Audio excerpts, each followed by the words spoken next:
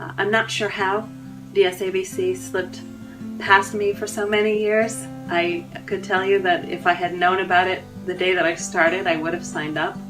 I had run into one of Brandon's teachers from the primary school maybe 2 years ago, and she immediately recognized me as Brandon's mentor and asked if I was still mentoring, and I of course said yes. And she asked how he was, and she had said that Mary, who was our school liaison at that time with DSABC, she had said that Mary had wondered how Brandon was doing.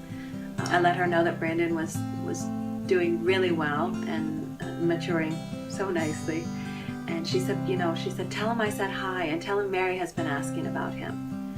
So I did. So the next week I went to meet with Brandon, and I said, hey, I saw your old teacher. And he said, you did? He was so excited. And I said, yeah, she asked about you. And he said, yeah.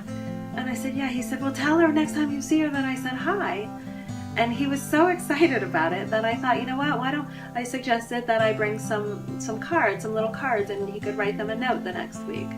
So he thought that was a wonderful idea. So the next week I brought in these little blank cards and colored pencils, and I spilled it out over the table, and we sat down, and he just started writing these letters to these old teachers that he had had. He wrote a letter to the liaison, and he wrote a letter to the principal, and he wrote a letter to each of his teachers from the school.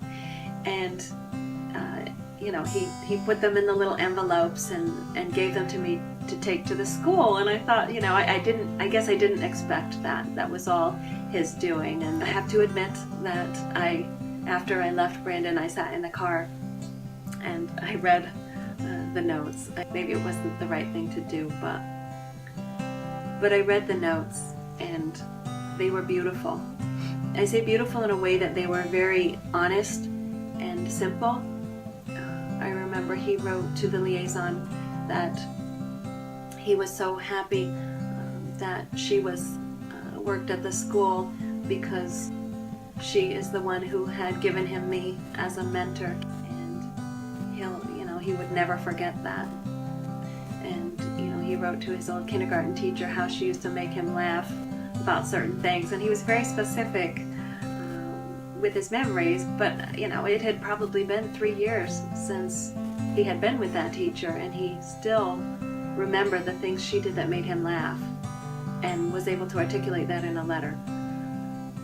I was literally bawling in my car reading these little notes and thinking just what an amazing person he was, and how lucky I was to have him in my life.